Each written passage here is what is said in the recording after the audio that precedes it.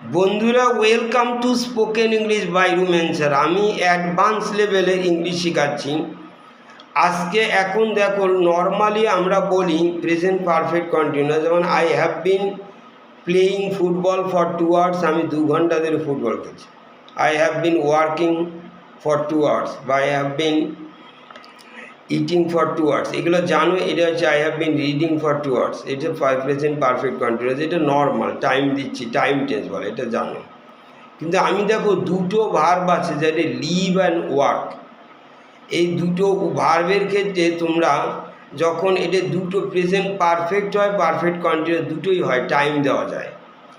যেমন আমি বলছি আমি এখানে 10 বছর ধরে বাস করছি, এটা ইংলিশে যদি বলো I have been living here for 10 years, তাহলেও চলবে।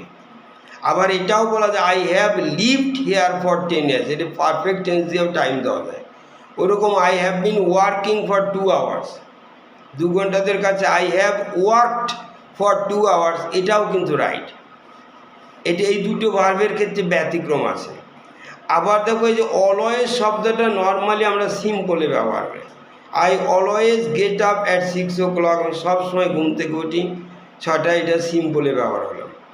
কিন্তু আর একটা হয়, যেমন Ram has always lived in Kolkata, Ram সবসময় কলকাতায় বাস করেছে, এটা রাম হ্যাজ অলওয়েজ লিভড, এটা পারফেক্ট টেন্সে বলা যায়। কিন্তু এটা যদি ইংলিশে কিন্তু পারফেক্ট কন্টিনিউয়াসে অলওয়েজ চলে না। কীরকম, Ram has always been living in Kolkata, এটা অলওয়েজ দিয়ে পারফেক্ট কন্টিনিউয়াস হয় না, এটা ভুল হয় অনেকে।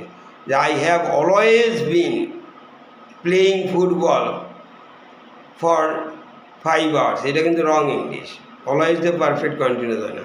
তারপরে ধরো আমরা বলছি, যেমন সাধারণত নেগেটিভ টেন্স আমরা ব্যবহার করি যখন পারফেক্ট টেন্স বলা হয়।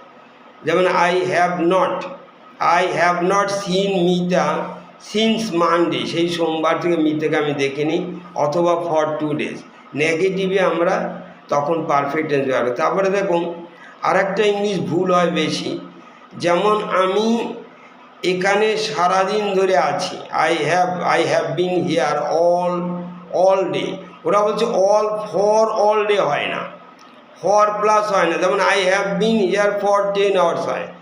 যেমন it has been raining for 2 hours হয়, 2 ঘন্টা ধরে বৃষ্টি হচ্ছে। কিন্তু সারাদিন ধরে বৃষ্টি হচ্ছে, ইংলিশ কিন্তু হবে it has been raining all day, not for all day, এটা কিন্তু রং ইংলিশ।